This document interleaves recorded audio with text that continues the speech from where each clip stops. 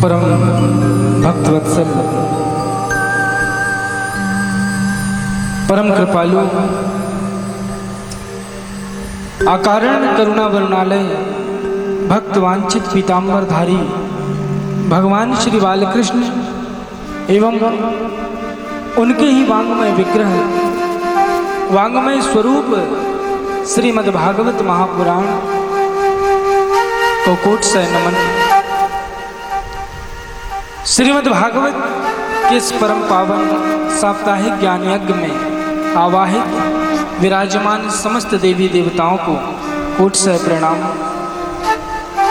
इस ग्राम के इस क्षेत्र के सभी देवी देवताओं को माँ खीरमाई मैया खीरापति, क्षेत्रपाल देव, ग्राम देवता, भूत भावन देवादिदेव भगवान महादेव, जगत जननी आदिशक्ति भगवती माँ दुर्गा, कल कल निनादिनी पतित पावनी माँ रेवा के चरणों में कोट से प्रणाम। पूजन का कार्य संभाल रहे आचार्य गणों का स्वागत अभिनंदन। सामवेद प्रणीत गंधर्व स्वरूप शिव स्वरूप पुरुष वृंदों का स्वागत अभिनंदन। अहिर्निश श्रीमद्भागवत की इस परम पावन मंगलमयी कथा को अपने जीवन में श्रेष्ठ संकल्प लेकर श्रवण कर रहे परीक्षित स्वरूप यजमान वृंद यजमान जोड़े का इस व्यासपीठ से स्वागत अभिनंदन।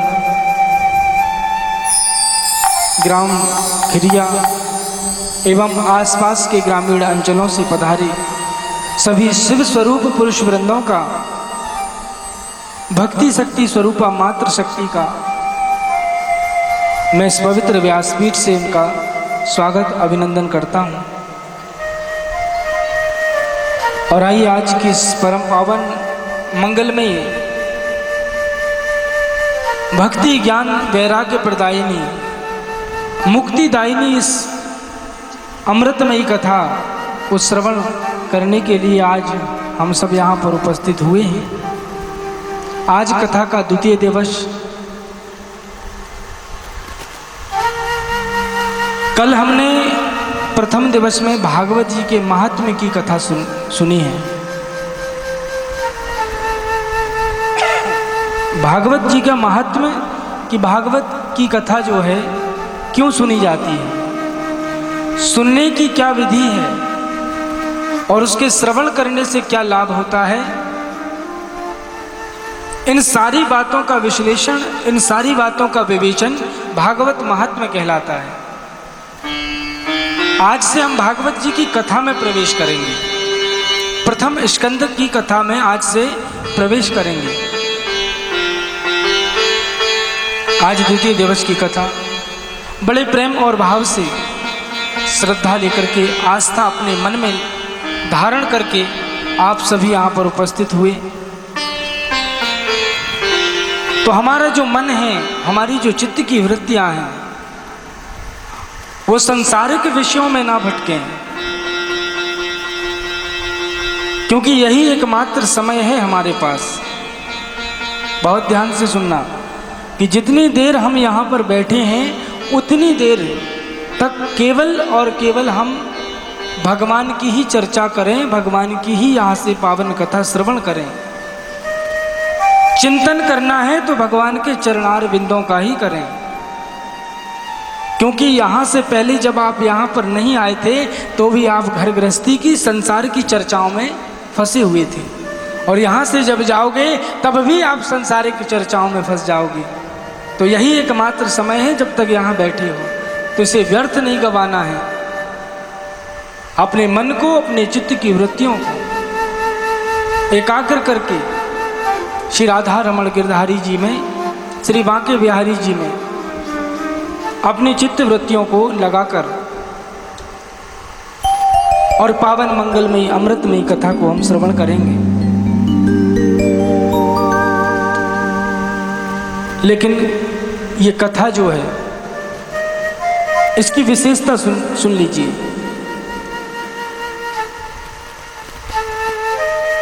ये हमें परमार्थ की ओर मोड़ती है। एक ऐसा धर्म की शिक्षा देती है जो सदैव परोपकार के विषय में सोचता हो, परमार्थ के विषय में सोचता हो। केवल छोटे से अपने स्वार्थ में हमारी भावना निहित ना हो, परहित की बात, परोपकार की बात, परमार्थ की बात, एक ऐसे धर्म का चिंतन, ऐसे धर्म की व्याख्या, ऐसे परम धर्म का निरूपण, ये भागवत जी की कथा हमें यह शिक्षा देती है। रामायण हमें जीना सिखाती है कि जीवन जीना कैसे है। रामायण जीवन जीने के तरीकों को बतलाती है, जीवन कैसे जीना है, और ये भागवत हमें मरना सिखाती है। मृत्यु को मंगलमय कैसे बनाया जाए, क्योंकि मृत्यु तो एक दिन सबकी है, जाना सबको है। इस संसार में एक भी ऐसा प्राणी नहीं है जो कह दे कि महाराज हम कभी नहीं मरेंगे, हम कभी नहीं जाएंगे। एक भी ऐसा जीवधारी, एक भी प्राणी नहीं है जो यहाँ पर आया है उसे जाना है। ये ध्रुव सत्य है। तो जब जाना है तो क्या कर्तव्य है, क्या करना है, मृत्यु को मंगलमय कैसे बनाना है, ये भागवत हमें शिक्षा देती है। लेकिन भागवत की कथा को सुनने के बाद बहुत से लोग ये कहते हैं कि महाराज जी कथा समझ में क्यों नहीं आई।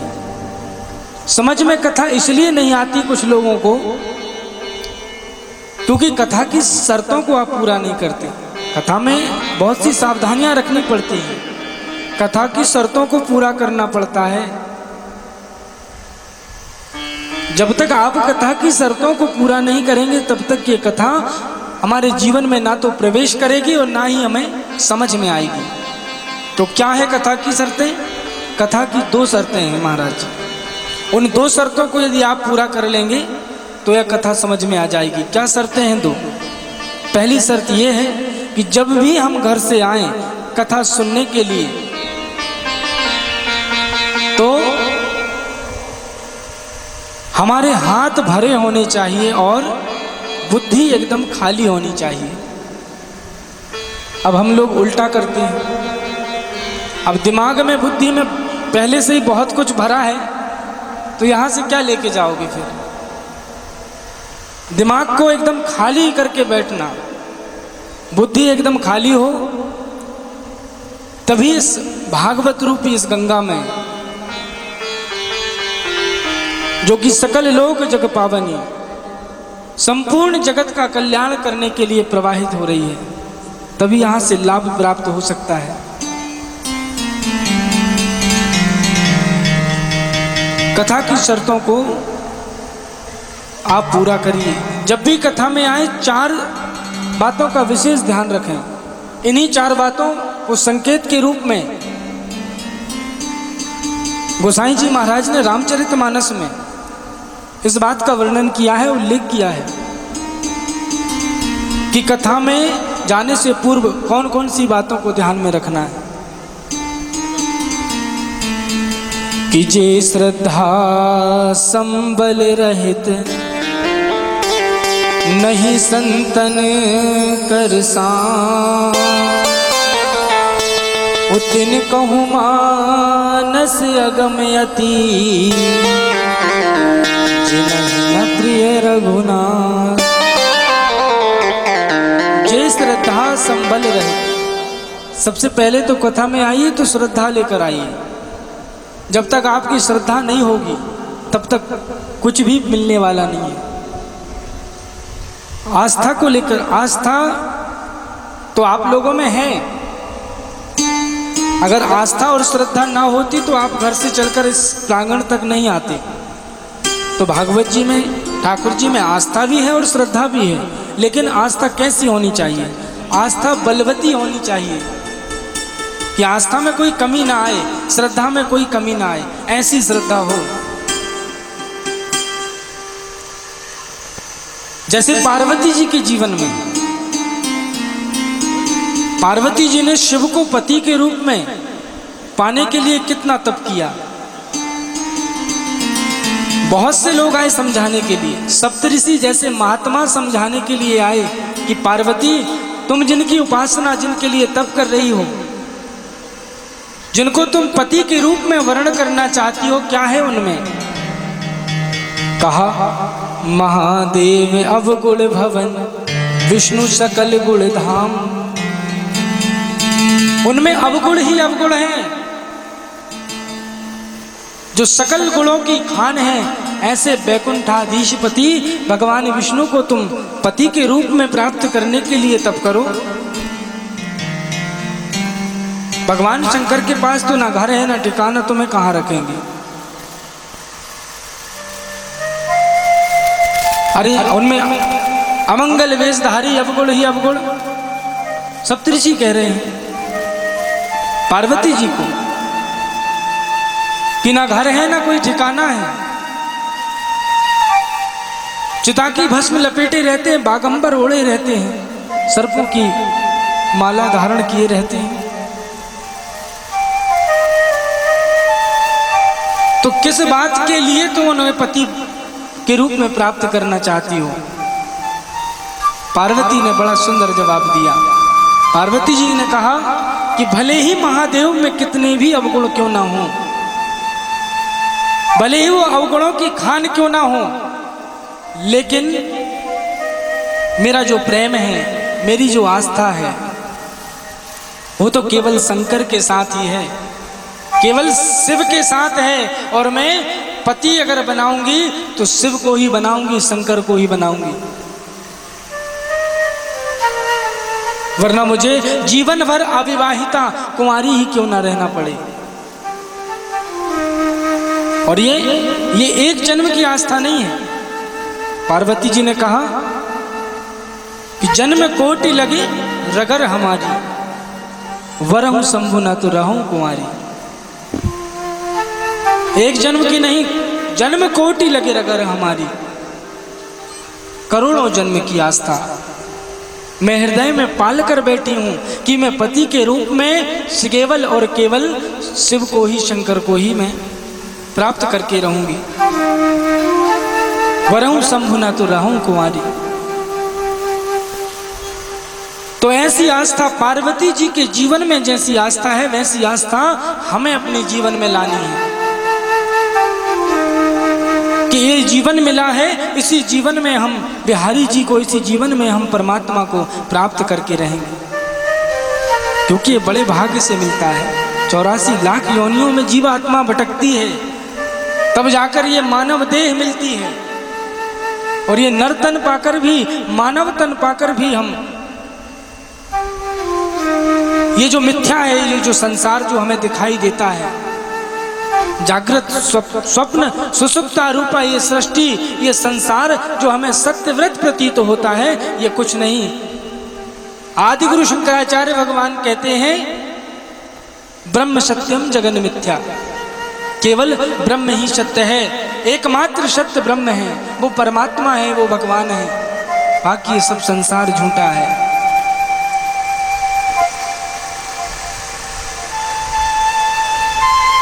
तो प्रयास करना चाहिए हमें। तो आइए आज की पावन कथा को श्रवण करने से पूर्व अपने मन, वाणी और चित्त की वृत्तियों को एकाग्र करने के लिए हम श्री राधा नाम संकीर्तन के माध्यम से हम अपने मन को, अपनी चित्त की वृत्तियों को ठाकुर जी के चरणों में हम लगाने का प्रयास करेंगे। सभी लोग बड़े प्रेम और भाव से और मीठी मीठी तालियों के साथ भगवान के चरणों में अपने मन को लगाएंगे और कीर्तन करते हुए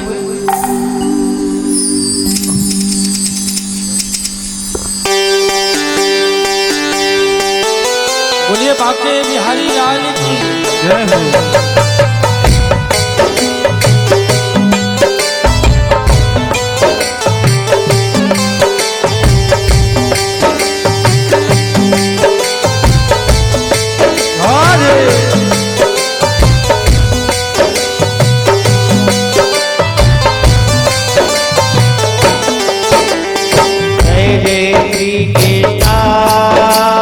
जय जय श्री राधे।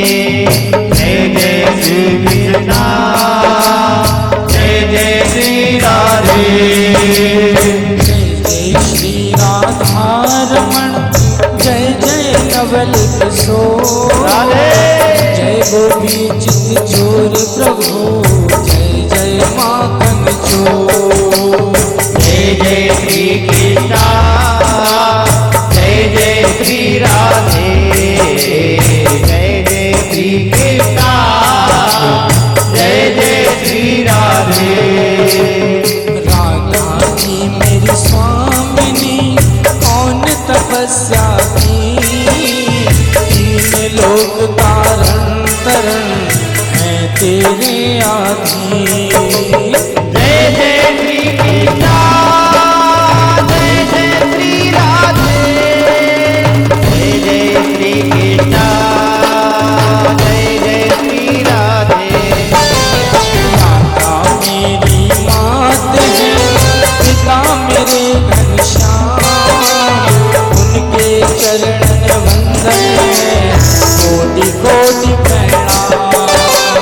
जय जय श्री कृष्णा, जय जय श्री राधे, जय जय श्री कृष्णा, जय जय श्री राधे। और वृंदावन के वृक्ष को धर्म न जाने को, डाल डाल और हाथ में श्री राधे राधे हो।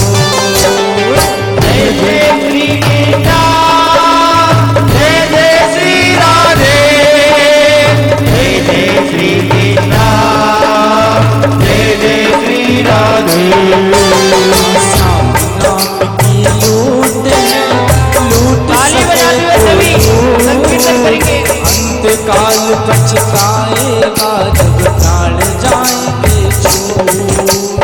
जय जय श्री कृष्णा, जय जय श्री राधे, जय जय श्री कृष्णा, जय जय श्री राधे। दुख में सुमिरन सब करे, सुख में करे सको, जो सुख में सुमिरन करे तो दुख काहे को हो। जय जय श्री कृष्णा, जय जय श्री राधे, जय जय श्री कृष्णा, जय जय श्री राधे। आकर आसन में बसो महावीर बजरंग, दर्शन सबको दीजियो,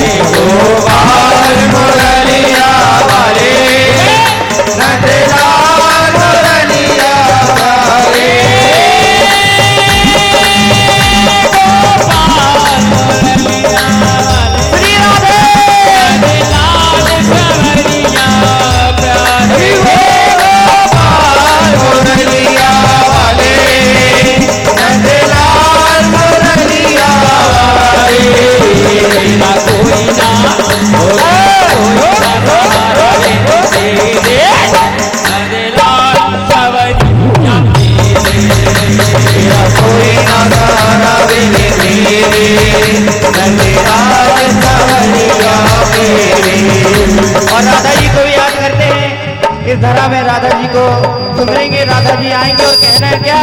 करुणामयी कृपामयी मेरी दयामयी राधे। ताली बजा दो सभी। कृपामयी मेरी दयामयी राधे। करुणामयी कृपामयी मेरी दयामयी राधे। करुणामयी कृपामयी मेरी दयामयी राधे।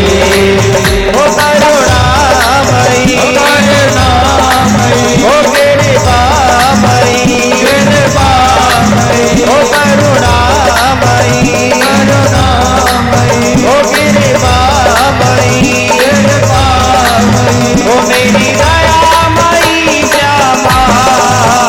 करुणामयी कृपामयी मेरी दयामयी राधे। करुणामयी कृपामयी मेरी दयामयी राधे। ओ मेरी दयामयी श्यामा। ओ मेरी दयामयी श्यामा। ओ करुणामयी करुणामयी कृपामयी कृपामयी करुणामयी करुणामयी कृपामयी कृपामयी ओ मेरी दयामयी श्यामा। करुणामयी कृपामयी मेरी दयामयी राधे। करुणामयी कृपामयी मेरी दयामयी राधे। राधा रानी राधा जी का एक बार भी अगर दिन में अगर आप नाम लेते हैं, श्री राधा नाम अपने मुख से यदि एक बार भी दिन भर में निकलता है तो बिहारी जी की संपूर्ण भक्ति का फल आपको प्राप्त होता है। इसलिए क्या करना है, जितना हो सके उतना श्री राधा नाम अपने मुखारविंद से निकलता रहे। अहिर्निश इस नाम की गंगा यहाँ हमारे मुख से प्रवाहित होती रहे, हम यही रखते रहे। राधे राधे राधे राधे राधे राधे राधे राधे जादू चले आएंगे बिहारी। राधे राधे जब वो चले आएंगे बिहारी। राधे राधे जब वो चले आएंगे बिहारी। राधे राधे जब वो चले आएंगे बिहारी। आएंगे बिहारी चले आएंगे बिहारी। आएंगे बिहारी चले आएंगे बिहारी। आएंगे बिहारी चले आएंगे बिहारी। आएंगे बिहारी चले आएंगे बिहारी। और राधे राधे राधे राधे जब वो चले आएंगे बिहारी। राधे राधे जब वो चले आएंगे बिहारी। राधे राधे जब वो चले आएंगे बिहारी।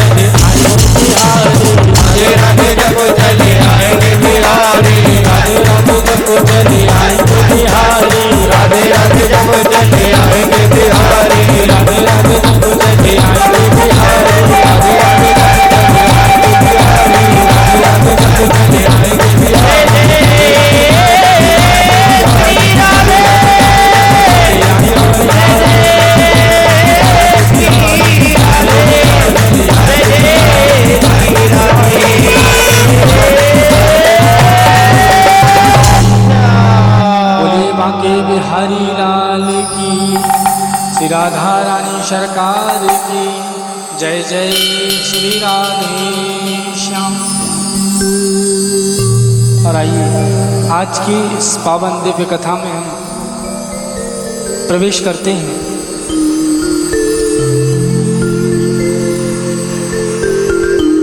प्रथम स्कंध में सर्वप्रथम जो मंगलाचरण किया गया है व्यास जी के द्वारा, वर्णन बड़ी ही सुंदर स्तुति भगवान की।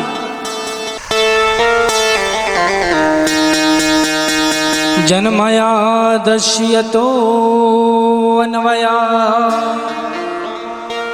द्वितरतश्चार्थे स्वभिज्ञः स्वराटो, तेने ब्रह्मा हृदयाय आदि कवये मुह्यन्ति यत् सूर्यः,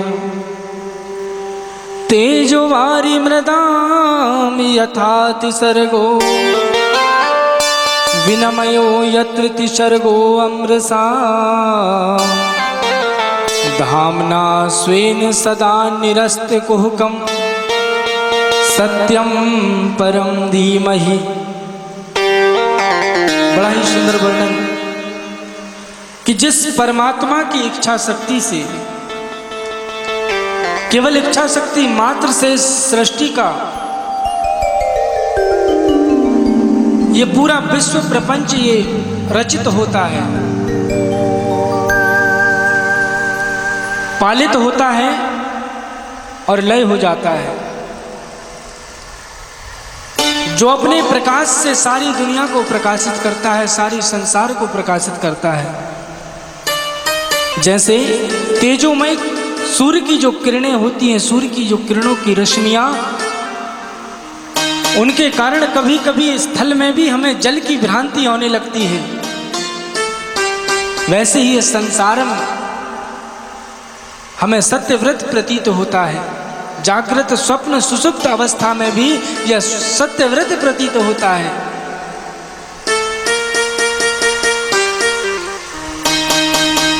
उस परमात्मा की सत्ता की वजह से जो सत्यव्रत हमें प्रतीत होता है, माया और माया के कार्यों से जो सर्वथा परे है, सर्वथा अलग है, ऐसे एक श्रेष्ठ परम सत्य की हम वंदना करते हैं। सत्यम परम धीमहि। यहाँ देखिए व्यास जी ने जो मंगलाचरण किया है बड़ा ही सुंदर किया है। अब यहाँ यदि व्यास जी शिव जी की वंदना कर देते तो ये शिव जी का ग्रंथ हो जाता। राम जी की वंदना कर देते मंगलाचरण में तो ये राम जी का ग्रंथ हो जाता। भगवती देवी का यदि वंदना करते तो ये भगवती देवी का ग्रंथ माना जाता। कृष्ण की वंदना करते तो ये कृष्ण का ग्रंथ माना जाता। लेकिन यहाँ किसी भी प्रकार की भेद बुद्धि को प्रकट होने का अवसर ही नहीं दिया। व्यास जी महाराज ने सत्य की वंदना की है। सत्यम परम धीमहि, कि जो एकमात्र जो सत्य है, और वो सत्य कौन है? वो परमात्मा है, वो नारायण है, वो शिव है, वही एकमात्र सत्य है। सत्यम परम धीमहि। और देखिए सत्य से बड़ा तो ना तो कोई दूसरा धर्म है और ना ही कुछ और है। गोसाई जी महाराज ने भी वर्णन किया है कि सत्य से बढ़कर दूसरा कोई धर्म नहीं और असत्य से बढ़कर कोई दूसरा पाप नहीं। हो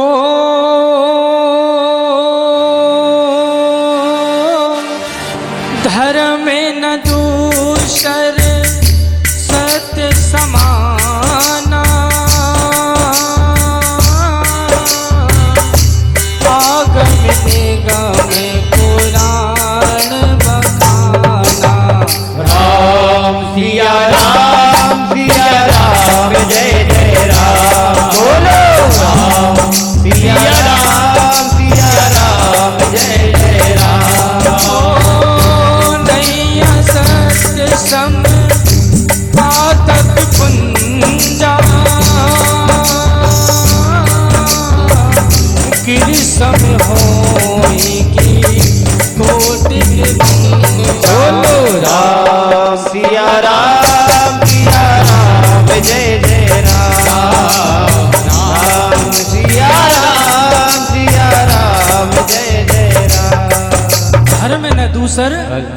सत्य समाना।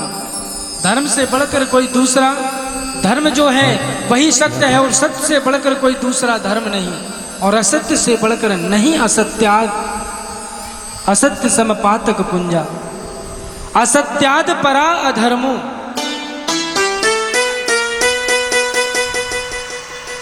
इससे बढ़कर कोई दूसरा अधर्म नहीं है, असत्य से बढ़कर।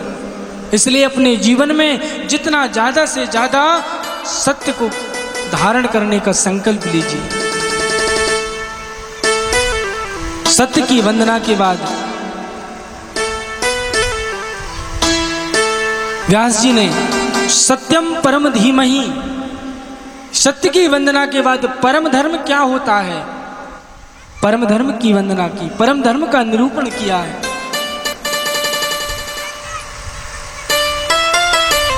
कि धर्म है प्रोक्षित कैतवो अत्र, परमो निर्मत सराणाम सताम, वेदम वास्तवमत्र वस्तु शिविदम तापत्रयोन्मूलनम्। श्रीमद्भागवते महामुनिकृते किं वा परेरीश्वरः, सद्धो हृदयं रुद्यते यत्रं कृतभिः शुश्रूविस्तत्क्षणात्। धर्मः प्रोक्षित कैतवो अत्र निर्मत सराणाम शताम। प्रोक्षित धर्म, ये परम धर्म क्या है? जो निष्कपट संत होते हैं, जिनको न स्वर्ग चाहिए, न वैकुंठ चाहिए, न मुक्ति चाहिए, न संसार का कोई वैभव चाहिए, ऐसा निष्कामी जिनका जीवन है, उनको जानने योग्य जो धर्म होता है वो परम धर्म है। धर्म है प्रोक्षित। बहुत ध्यान से श्रवण करना। धर्म है प्रोक्षित। ये भागवत हमें प्रोक्षित धर्म की शिक्षा प्रदान करता है। परम धर्म क्या है, इस बात की शिक्षा हमें मिलती है श्रीमद् भागवत से। और भगवान भी प्रोक्षित धर्म, परम धर्म की ही बात करते हैं। ये परम धर्म क्या है? उज्ज्वल धर्म, प्रकाशित धर्म, प्रौढ़ों का धर्म, विद्वानों का धर्म, समझदारों का धर्म।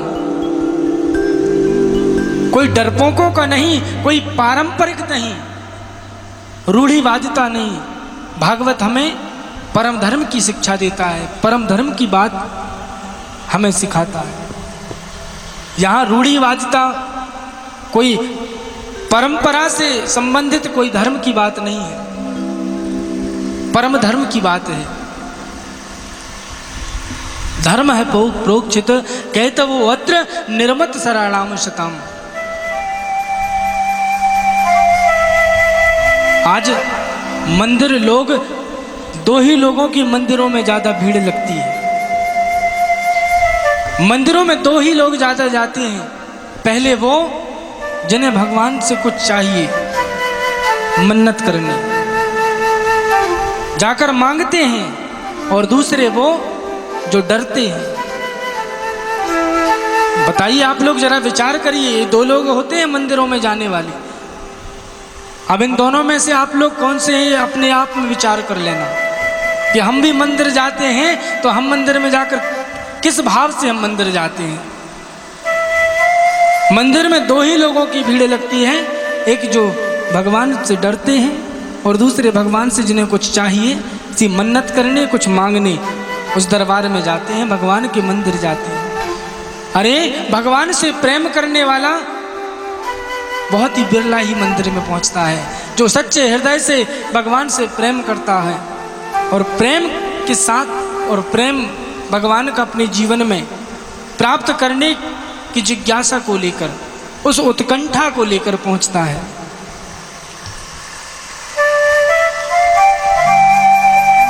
धर्म है प्रोक्षित कैतवो अत्र निर्मत सराणाम शताम। महाराज, भगवान को, शिव को आदमी दूध भगवान भोलेनाथ को चढ़ाता है, लेकिन देखता दुनिया को है कि देख मैं कितना चढ़ा रहा हूं। मैं इतने दूध, तू 2 लीटर दूध से अभिषेक किया है, मैं 10 लीटर दूध से कर रहा हूं। शनिदेव को शनिवार के दिन तेल चढ़ा कर आ जाएं ताकि दुकानदारी अच्छे से चलती रहे। यही भाव होता है। वो वाले हनुमान जी, कहा कौन से वाले? नहीं, वो वाले। अब वो वाले हनुमान जी के मंदिर पहुंचते पहुंचते भले ही रास्ते में 36 हनुमान जी के मंदिर वहां पर पड़ जाएं, लेकिन नहीं वो वाले हनुमान जी। महाराज जरा विचार करके देखिए, धर्म है प्रोक्षित। भगवान से जो प्रेम करता है, भगवान से प्रेम करने वाला तो जहां बैठा है भगवान को वहीं बुला लेता है। दुष्ट मांसाहारी के दरबार में भी भक्त प्रहलाद जैसा खंबे में से प्रकट कर देता है भगवान को। तो भगवान का जो भक्त है, भगवान से जो प्रेम करने वाला है, वो जैसी स्थिति में है, जहां पर है वहीं भगवान को प्रकट कर लेता है, वहीं भगवान को बुला लेता है। धर्म है प्रोक्षित कैतवोऽत्र निर्मत सराणाम शताम। कपटता रहित, कामना रहित, कोई कामना ना हो मन में, मन में कोई कपट ना हो। शुद्ध सात्विक धर्म, जो समझदारों का जो धर्म है, वही परम धर्म है। और यही परम धर्म की शिक्षा हमें भागवत जी से मिलती है। यहां कोई पारंपरिक धर्म की बात नहीं हो रही, कोई रूढ़िवादी धर्म की बात नहीं हो रही। समझदारों का धर्म, विद्वानों का जो धर्म है, जो निष्कपट, कामना रहित, ऐसे धर्म की यहां से चर्चा हो रही है। महाराज घर में नींबू मिर्ची ऐसे लटका देते हैं। कहा क्यों लटकाए भैया? नजर न लग जाए। वाहनों में टूटी फटी चप्पल ऐसे हमने देखा है, पीछे ऐसी लटकती रहती है। अब वो वाहन में टूटी फटी चप्पल लटका रहे हो, पूछा कि क्यों लटकाए हो? तो कहा नजर ना लग जाए, दुर्घटना से इससे रक्षा होती है। ये नींबू मिर्ची और टूटी फटी चप्पलों से यदि दुर्घटना से यदि बचाव होता है, रक्षा होती, तो महाराज तो फिर वहां पर जो सेना हमारी जो बॉर्डर पर लगी हुई है, वहां बॉर्डर पर टूटी फटी चप्पलें लटकाकर और नींबू मिर्ची लटका दें। अरे ऐसी कड़कड़ाती सर्दी में जो जवान हमारे तैनात हैं देश की सीमा पर, यदि हम सोच भी लें कि वहां कैसी ठंड है तो हमें निमोनिया हो जाए।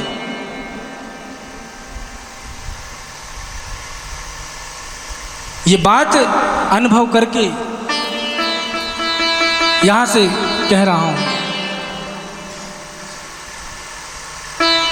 धर्म को अपनाया है भी तो अनुभव करके अपनाया है, किसी के कह देने से नहीं, व्यापार के लिए नहीं। उद्देश्य है यथार्थ सत्य का और परम धर्म का प्रचार प्रसार करना। हर सनातन वैदिक हिंदू होने के नाते समस्त सनातनियों के यहाँ इस धर्म का वास्तविक धर्म जो है, जो परम धर्म है, उस यथार्थ सत्य का प्रचार प्रसार करना, किसी के कह देने से नहीं, व्यापार के लिए नहीं। वरना महाराज पूर्व पुरुषों की कृपा से, माता पिता के आशीर्वाद से इतना क्वालिफिकेशन है कि बढ़िया से बढ़िया मल्टीनेशनल कंपनी में बढ़िया जॉब कर सकती थी। लेकिन ये भाव है ईश्वर के प्रति, उस सत्य का, उस परम धर्म का संसार में ये सांस जो ईश्वर ने दी है उसका प्रचार प्रसार उस अंतिम सांस तक करता रहूं।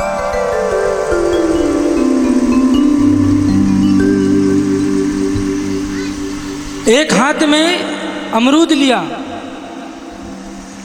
अमरूद समझते हैं ना, अमरूद, एक हाथ में अमरूद लेकर के और ऐसे उछाला और दूसरे हाथ में संतरा बना दिया। संत उसे नहीं कहते, ध्यान देना कि एक हाथ में अमरूद लेकर दूसरे हाथ में उछाल दिया और संतरा बना दिया, संत उसे नहीं कहते। ऐसे गोल गोल गोल गोल आंख घुमाई और लॉटरी का नंबर बता दिया, संत उसे भी नहीं कहते। और महाराज यदि अमरूद को संतरा बना भी दिया तो इससे क्या फर्क पड़ता है? क्या संतरा बाजार में नहीं मिलता? संत उसे नहीं कहते जो अमरूद को संतरा बना दे, केले को आम बना दे, बल्कि संत महाराज उसे कहते हैं जो दुराचारी को भी, भटके हुए को भी मेरे बांके बिहारी का भक्त बना दे, श्री राधा रमण जी का भक्त बना दे, संत उसे कहते हैं। जादूगरों को संत मत समझ लेना।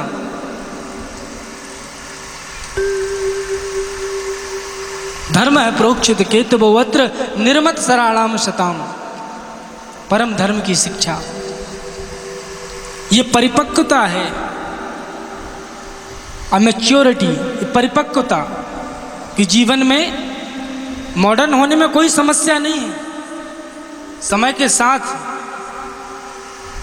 हमें भी आगे बढ़ना है, तो ना तो मॉडर्न होने में समस्या है और ना ही समय के साथ हम जैसा समय चल रहा है वैसे चलने में कोई समस्या है। समस्या है तो केवल अपनी मर्यादा को भूल जाने में है।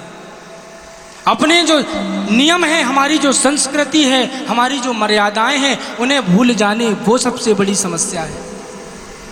समस्या मॉडर्न होने में नहीं है। लेकिन आज दुर्भाग्यवश 50 साल पूर्व का भारत स्वतंत्र होने के लिए लड़ाई लड़ रहा था, लेकिन आज का भारत स्वच्छंद होने की लड़ाई लड़ रहा है। स्वतंत्रता तो मिल गई, स्वच्छंदता और चाह रहा है। तो नियमों को, मर्यादा को, संस्कृति को हमें नहीं भूलना है। जो हमारे नियम हैं, जो हमारी संस्कृति है, जो हमारी मर्यादाएं हैं, उन्हें लेकर चलना है।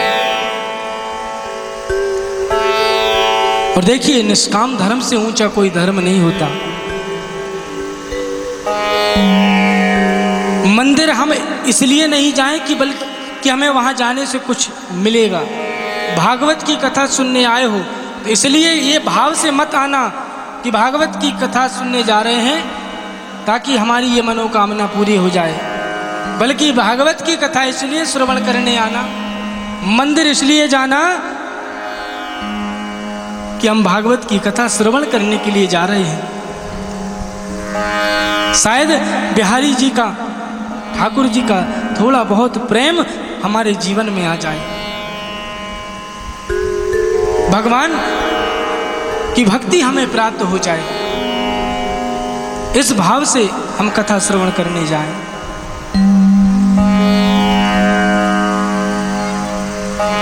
तो यहां सूत जी महाराज शौनकादिक ऋषियों को कथा श्रवण करा रहे हैं और सनत कुमार जी नारद जी को कथा सुना रहे हैं। सूत जी महाराज शौनकादिक ऋषियों से कहते हैं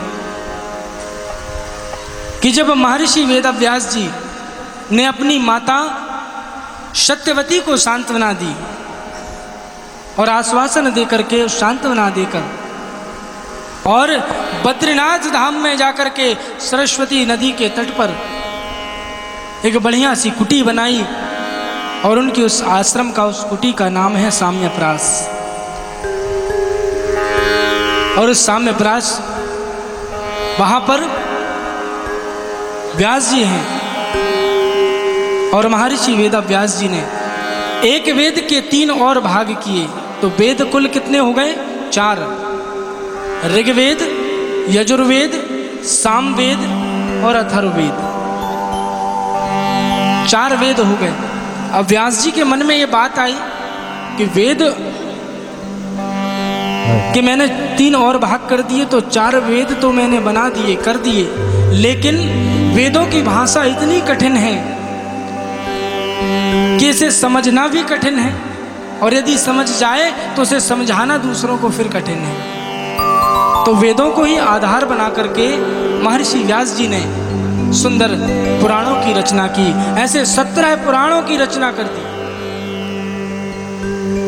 कितने पुराण? 17 पुराण लिख दिए व्यास जी ने। इसके बाद भी व्यास जी महाराज के मन में शांति नहीं मिली। जो उन्हें शाश्वत शांति चाहिए थी वह प्राप्त नहीं हुई। तब महर्षि व्यास जी अत्यंत चिंतित हो गए। तब देवर्षि नारद जी के कहने पर नारद जी ने कहा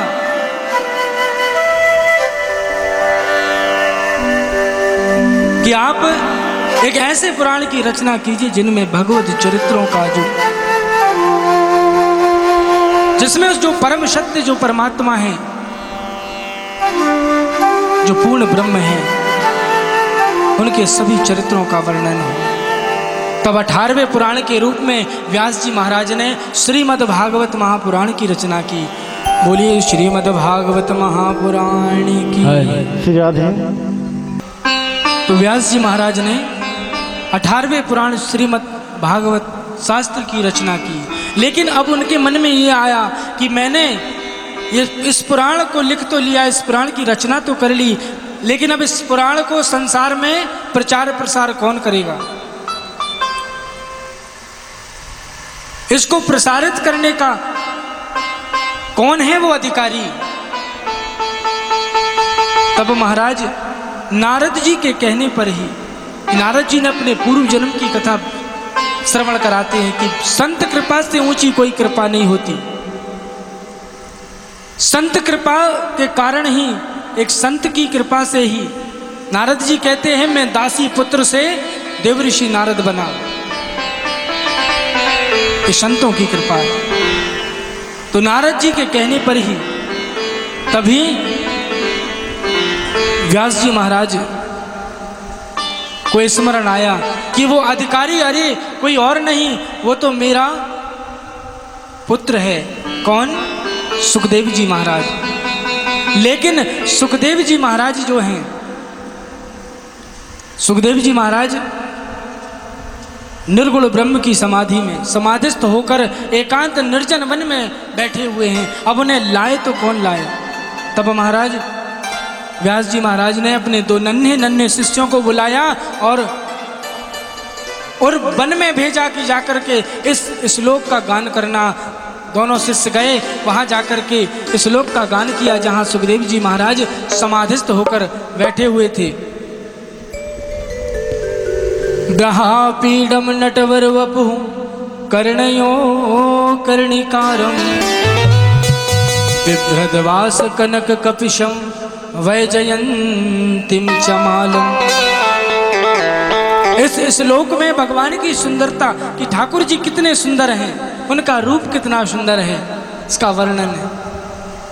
तो जैसे ही सुखदेव जी के ने ये श्लोक सुना तो थोड़ी देर के लिए उनकी समाधि खुल गई। फिर सोचा कि अरे बाहर से होंगे सुंदर, लेकिन चरित्र कैसा है, अंदर से कैसे हैं, और फिर समाधि ऐसा सोचकर फिर समाधि लगाकर बैठ गए। फिर दोनों शिष्य आए, गुरुजी ने फिर भेजा। दूसरे दिन दूसरे श्लोक का गान किया है।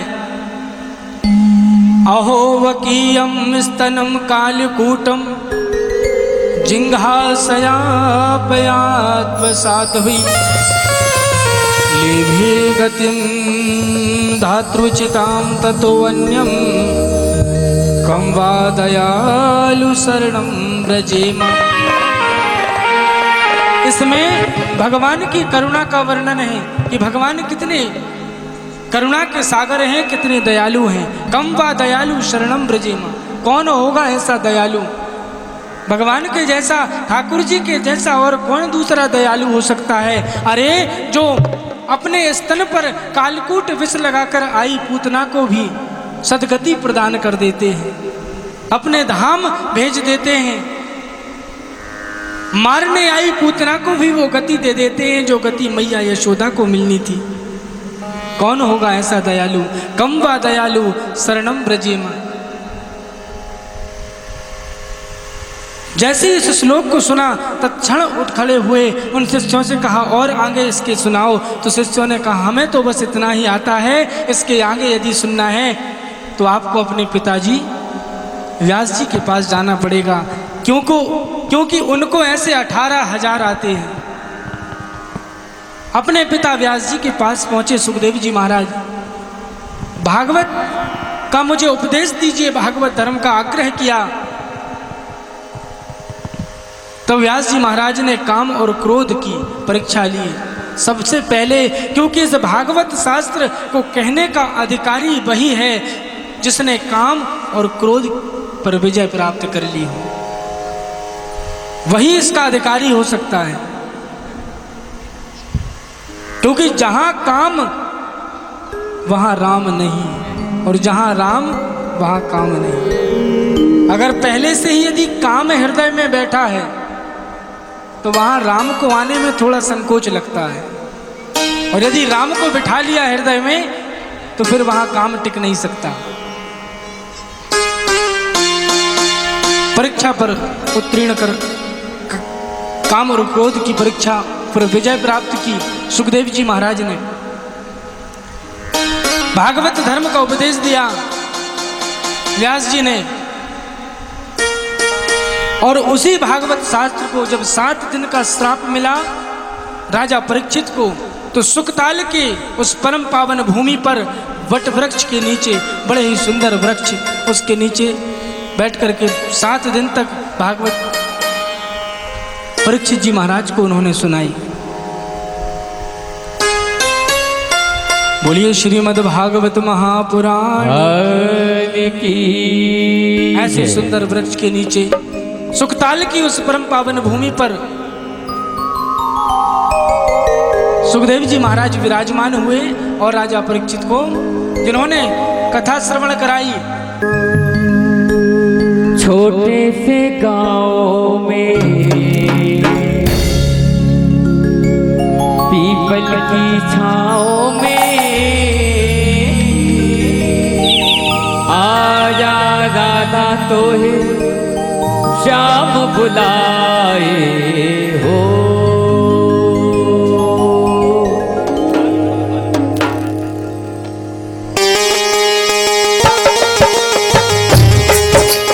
ताली बजाती सभी।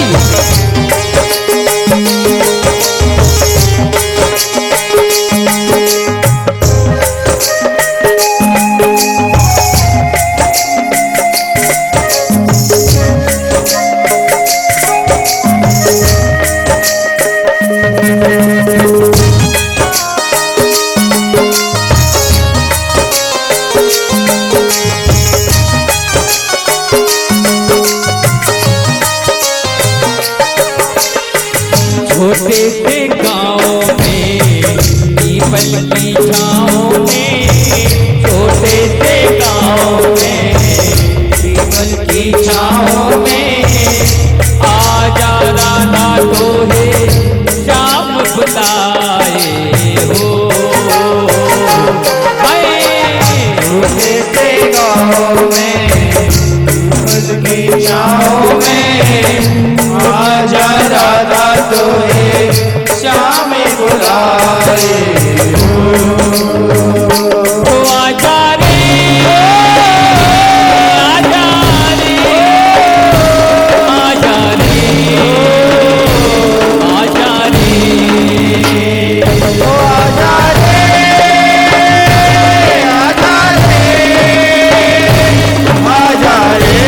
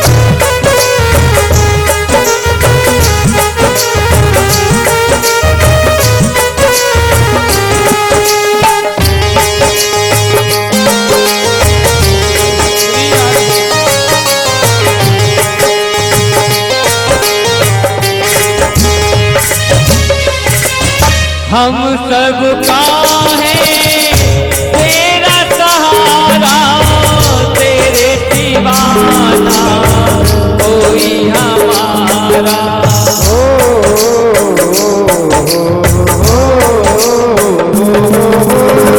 हम सब का है तेरा सहारा, तेरे दीवाना कोई हमारा। तो ले लो बाहों में, छाले हैं पाँव में, ले लो बाहों में, छाले हैं पाँव में।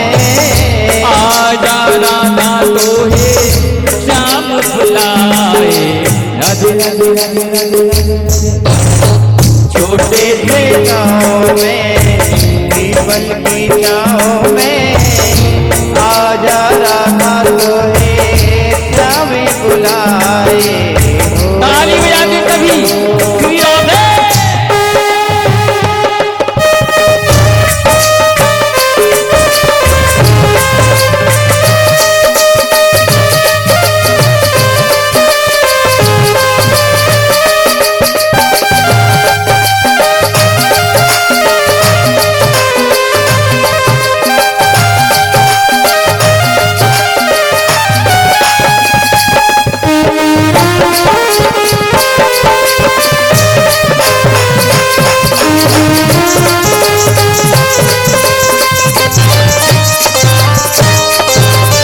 जब जब बाजे तोरी मुरलिया, राधा नाचे ताता थैया।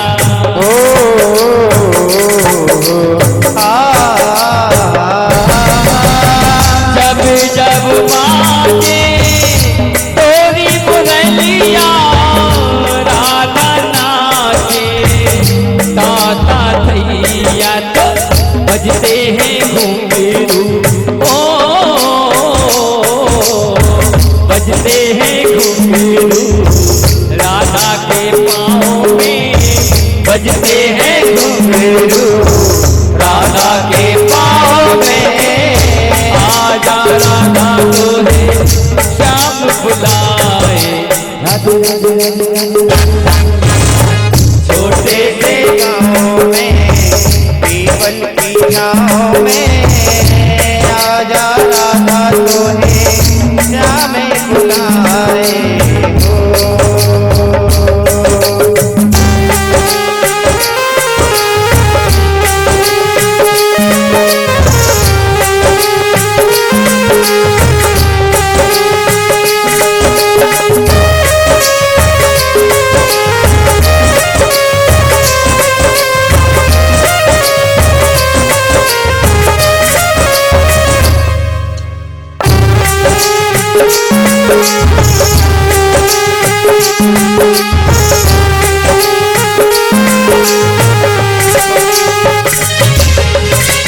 धरती नाचे, अंबर नाचे, खिरिया गाँव की सारी गलियां नाचे।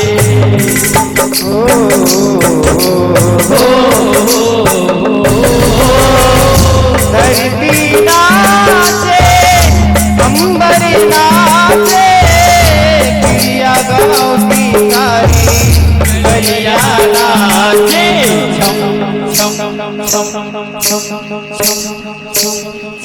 झमाझम बजते हैं घुंघरू,